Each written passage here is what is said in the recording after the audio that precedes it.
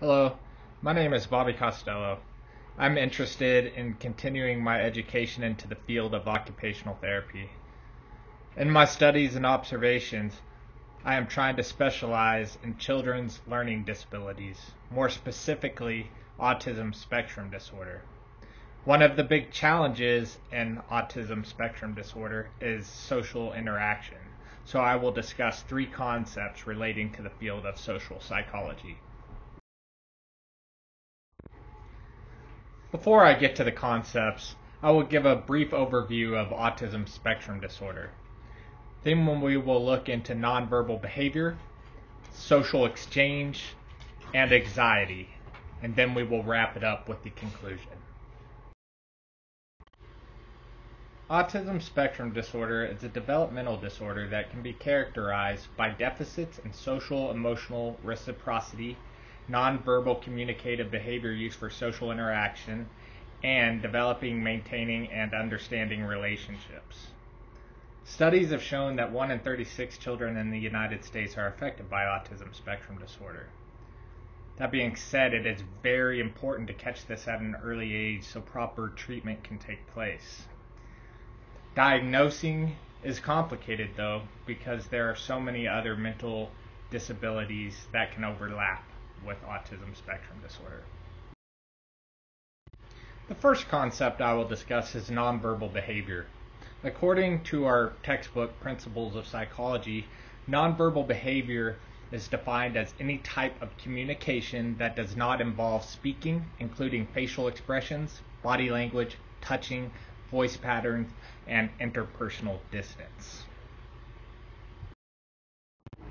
The ability to recognize emotions is an essential skill in developing empathy and engaging in social interaction. Research has shown that children with autism spectrum disorder have difficulty recognizing emotion in facial expressions. So in a treatment, we could give a child a picture like this, and they really don't know what to make of the facial expressions. This can be very difficult because they can't explain sarcasm, or they just don't know if somebody's mad or sad. It's hard on the child. A trick to help with recognizing emotions is using a chart with different expressions on them to help. I've seen this and it has helped with some children.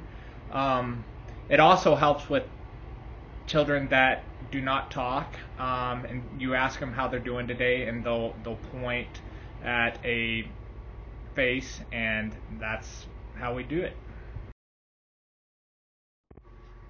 So one of the cool therapies and new ideas in the autism world is aquatic therapy, and that was started right here in Amarillo at the Turn Center. Now, children have shown increases in cognitive function, social skills. It is just amazing. There is something about that water and the pressure they feel around them that maybe helps with that sensory overload that they sometimes have. There is one good story I wanted to say real quick. When they first installed this pool, there was a little boy that was nonverbal, and every time he was there, he would just look at the pool. Finally, one of the therapists was like, I'm going to get him in the pool today. So they get in the pool, and about 5 minutes in, this boy just starts yelling his ABCs. I mean, just amazed everybody. So the therapist told somebody else to go get his mother. So they went out to the lobby to get his mother, and they're like, you got to come quick. Your son is saying his ABCs. She said, there's no way that's possible. He's never spoke. They run back there, and sure enough, he was. It's just amazing story, and just something that I can't wait to study further. My next concept is social exchange, which according to our textbook, Principles of Social Psychology, is the sharing of goods, services, emotions, and other social outcomes. A challenge to this social exchange is called the theory of mind, which is the ability to construct models of people's mental states. There are different reasons a child might struggle with social exchange, including this theory of mind, joint attention, and functional cortical organization.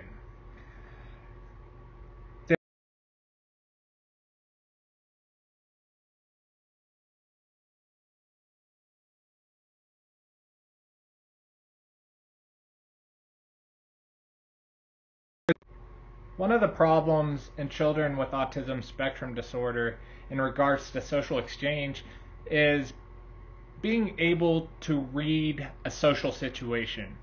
So this is an example of an observation we did with a young boy at the Turn Center. And we showed him this picture, and we told him to tell us what was going on in this picture. The first thing he pointed out was the TV in the very far right corner. Immediately he knew it was a football game.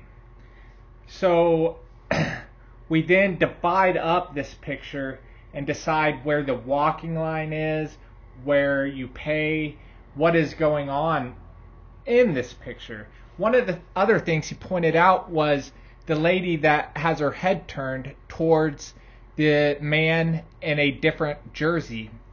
That is something he pointed out at the beginning as well, thinking that that woman was mad because he is in the wrong place. Another example we used is this picture of a yard sale. And we asked him what was going on. He understood right away that it was a yard sale. One of the things he pointed out first was, why is that man pushing that person down in the back? I did not even see that at first, but that is the first thing he focused on. Like the other picture, we split this all up and we show a walking path. We show where the door is, where the garage door is, where the pace zone is, and what is expected and unexpected at this type of situation. The last concept I'm going to speak about today is anxiety. Principles of social psychology define anxiety as the psychological disorder that affects social behavior and can have physical symptoms such as agitation, stomachache, shortness of breath, and trouble concentrating.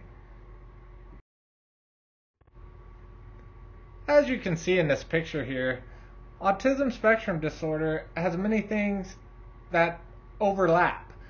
This makes diagnosing ASD more difficult because symptoms might resemble that of ADD or OCD or ADHD or anxiety. Anxiety is a big one. This causes more emotional dysregulation and more social functioning deficits. It also can lead to lower quality of life, more cognitive delays, and social and familial problems.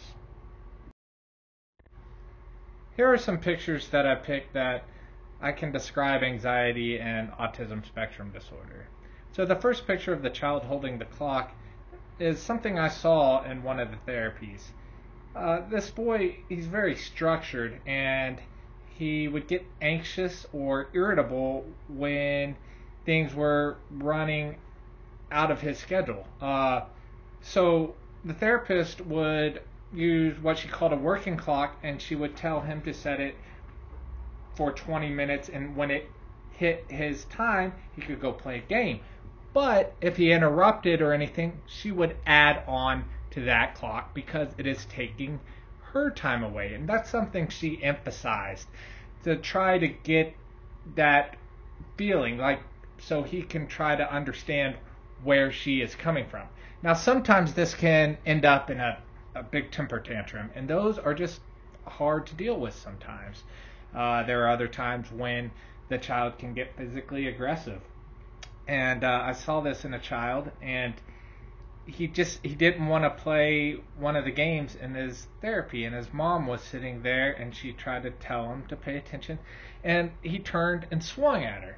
Well, he wasn't trying to hurt her, but like I said earlier, a lot of children with autism, they don't have that imaginative play, or they can't really see what they're gonna do in the future. So that's really hard thing to try to teach them. Now we tell them to put on future glasses so they can try to develop that concept of planning. But some of this anxiety will also lead a child to become more withdrawn, and that will just lead to more depression and maybe even more nonverbal behaviors, because when you're not working in social groups, these neural connections can start to wither away, and that is something very important in these therapies, is to just stay on top of it, get these activities going over and over. So, as a hopeful occupational therapist, I've discussed the concepts of nonverbal behavior, social exchange, and anxiety in the world of a child with autism spectrum disorder. Not long ago, ASD was thought to be a part of schizophrenia. Now we see it in a totally different light. Neuroimaging has made it possible to see the brain's ability to change and adapt. Research is showing us that therapies are strengthening and creating neural pathways that will help children with autism spectrum disorder develop better social skills that will improve their quality of life. I look forward to the possibility of contributing to this field. Thank you.